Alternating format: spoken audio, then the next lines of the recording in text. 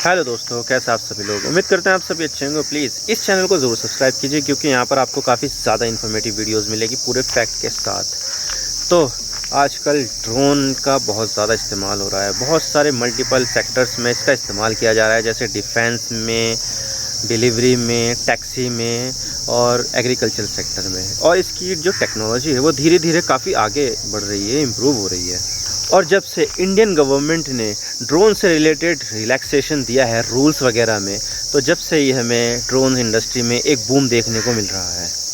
और इस चीज़ को देखते हुए जो इंडियन ड्रोन मेकर्स हैं उनको एक बहुत ही बड़ा मौका मिला है और उन्होंने इस मौके को इतना भुनाया है कि इनके ड्रोन्स की डिमांड ज़्यादा बढ़ गई है और इनको एक्सपोर्ट के ऑर्डर भी मिलने लगे हैं। और इतना ही नहीं, इस चीज़ ने चीन को भी पीछे छोड़ दिया है। चीन का भी यहाँ पे बहुत बड़ा मेजर रोल है और आज इसके बारे में हम बात करेंगे कि क्या चल रहा है आजकल। लेकिन उससे पहले हम न्यूज़ आर्टिकल्स देख लेते हैं। The Times of India: Indian drone makers getting export orders as data security fears shroud Chinese UAVs। 26 मई का आर्टिकल है ये। तो अगर यहाँ पर हम देखें तो चाइनीज़ ड्रोन्स को लेकर हमें सिक्योरिटी कंसर्न्स देखने को मिलता है और ये कंसर्न्स हमें इंडिया में भी देखने को मिल रहा है। मैं यहाँ पर मिलिट्री ड्रोन्स की नहीं बल्कि सिविलियन ड्रोन्स की बात कर रहा हूँ। और पिछले साल दिसंबर में ही चाइनीज़ कंपनियों के डेटा कंसर्न को लेकर यूएसए ने चाइना की ड्रोन कंपनी DJI पर बैन लगा दिया था। मैं आपको बता दूं कि DJI दुनिया की सबसे बड़ी सिविलियन ड्रोन्स कंपनी है।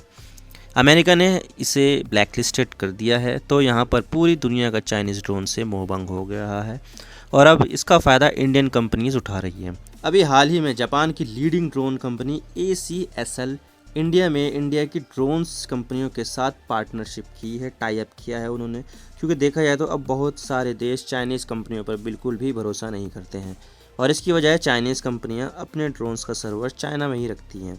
अब दिखा देता हूं मैं आपको। CNN politics: DHS warn of strong concern that Chinese made drones are stealing data।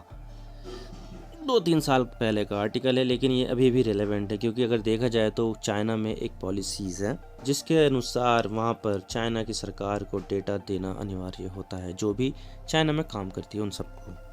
और इतना ही नहीं, ड्रोन्स के सर्वर चाइना में लोकेटेड होते हैं और चाइना में एक रूल ऐसा भी है जो कहता है कि जब कभी भी चाइना की सरकारें चाहे तो चाइना में काम करने वाली सभी कंपनियों से अपना डेटा चाइनीज सरकार के साथ शेयर करना होगा। और यही सबसे बड़ा सिक्योरिटी कंसर्न है, क्योंकि चाइना की सरकार का ह्यूमन राइट्स को लेकर एक बहुत ही बुरा इतिहास है। चाइनीज सरकार अपने विरोधियों को दबाने के लिए इन सब डेटा का इस्तेमाल करती है और ह्यूमन राइट का वॉल्यूशन करती है और इन्हीं चीज़ों से पूरी दुनिया का मोहभंग चाइनीज़ ड्रोन से हो गया है, जिससे अब भारतीय कंपनियों को इससे फ़ायदा हो रहा है। एरोडाइन कंपनी के मैनेजिंग डायरेक्टर अर्जुन अग्रवाल ने ये कहा है कि इंडियन टेक्नोलॉजी ने यहाँ पर विश्वास है और लोग ट्रस्ट करते हैं इंडियन टेक्नोलॉजी पर।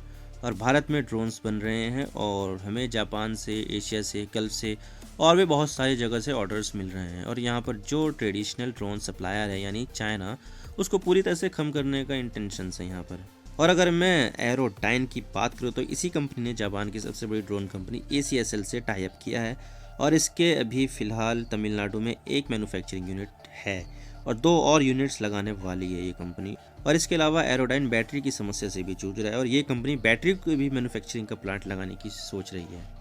इसके अलावा टेक ईगल के फाउंडर विक्रम सिंह ने ये कहा है कि भारतीय ड्रोन्स की क्वालिटी दुनिया में सबसे अच्छी होती है और इसकी कीमत भी कंपटीशन से 1/5 यानी 20% से लेकर 1/8 यानी 12% तक होती है, यानी काफ़ी सस्ते होते हैं और क्वालिटी भी ज़बरदस्त होती है। और अभी टेक ईगल फ़िलहाल 1 महीने में 5 ड्रोन बना रही है, जिसको वो प्रोडक्शन की कैपेसिटी को बढ़ाकर 1 महीने में 15 ड्रोन की किया जाएगी और फिर पर डे 1 ड्रोन का प्रोडक्शन की कैपेसिटी को बढ़ाने वाली है वो। और इसके अलावा भी कई सारी दूसरी कंपनियां जो ड्रोन मैन्युफैक्चरिंग कर रही है, जैसे गरुड़ एरोस्पेस। तो भारत ड्रोन इंडस्ट्री मामले में बहुत अच्छा कर रहा है और शायद एक वक्त ऐसा भी आए कि भारत दुनिया के टॉप 5 ड्रोन एक्सपोर्टर्स में अपनी जगह बना ले। और अगर मैं ड्रोन इंडस्ट्री की ग्रोथ को देखूँ तो हमें यहाँ पर काफ़ी ज़्यादा ग्रोथ देखने को मिलेगी। आप देख सकते हैं जहाँ पर 2016 में सिर्फ 1.6 बिलियन का ही इस ड्रोन इंडस्ट्री की मार्केट थी, तो 2017 में ये 0.8 हो गया और 2018 में $1.1 बिलियन, 2019 में $1.6 बिलियन। यहाँ पर सबसे ज़्यादा जो ग्रोथ की है उसके बाद 2020 में की है, 1.6 से जंप करके $2.4 बिलियन पर हो गया। फिर उसके बाद और ज़्यादा जंप करी 2021 में, फिर हुआ $3.6 बिलियन, फिर 2022 में 5.3 बिलियन यूएस डॉलर। उसके बाद 2025 में बढ़कर ये हो जाएगा 12.6 बिलियन डॉलर्स। और ड्रोन की संख्या भी बहुत ज़्यादा बढ़ती जा रही है। तो यहाँ पर ये स्पेकुलेशन लगाया जा रहा है ड्रोन की सप्लाई और ड्रोन की डिमांड को लेकर। और इसके अलावा सरकार ने बहुत सारे नियमों को भी रिलैक्स किया है, जैसे कि यहाँ पर कुछ कैटेगरी बनाई है ड्रोन्स की कि किस तरह के ड्रोन्स किस कैटेगरी के हैं।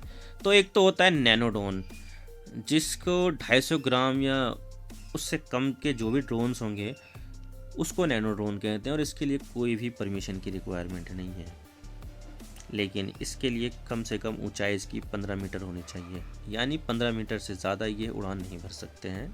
इसकी मैक्सिमम ऊंचाई 15 मीटर तक जा सकता है ये। इसके बाद आता है माइक्रो, ये 250 ग्राम से तो ज़्यादा होते हैं लेकिन 2 किलो से नीचे होते हैं। इसके लिए भी कोई परमिशन की रिक्वायरमेंट नहीं है, लेकिन वो नॉन कमर्शियल यूजेस के लिए है। अगर उसको कमर्शियल यूजेस किया जाएगा तो उसके लिए परमिशन यहाँ पर लेनी पड़ेगी। फिर आता है स्मॉल कैटेगरी का ड्रोन, ये 2 किलो से तो ऊपर होते हैं लेकिन 25 किलो से कम होते हैं। इसके लिए भी परमिशन और ट्रेनिंग वगैरह ये सब लेनी पड़ती है। मीडियम क्वालिटी का आता है फिर 25 किलो से लेकर 150 किलो तक की इसकी रेंज होती है। और जो 150 किलो से ऊपर का आता है उसको लार्ज ड्रोन कहते हैं। लेकिन जो पहले रूल्स थे नैनो ड्रोन्स को लेकर वो अब माइक्रो ड्रोन्स के लिए हो गए, यानी कि 2 किलोग्राम तक के ड्रोन के लिए कोई परमिट नहीं लगेगा, लेकिन उसके लिए नॉन कमर्शियल वो यूजेस होना चाहिए, उसके लिए परमिट नहीं लगेगा।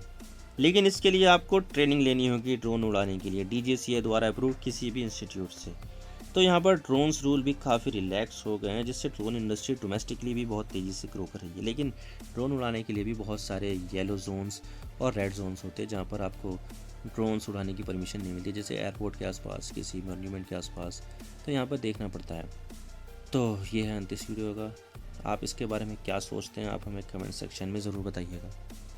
आप मेरे इंस्टाग्राम पर भी जुड़ सकते हो। आप सिंपली जाइए इंस्टाग्राम में और सर्च कीजिए I_इमरान सिद्दीकी और आप मुझे फॉलो कर सकते हैं।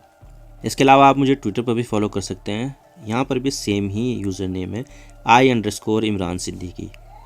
तो दीजिए मुझे इजाज़त, मैं मिलता हूँ आपसे नेक्स्ट वीडियो में। अगर आपको वीडियो थोड़ी सी भी पसंद आए तो चैनल को ज़रूर सब्सक्राइब कीजिए। Thank you for watching. I really appreciate your precious time. God bless you all. Now signing off.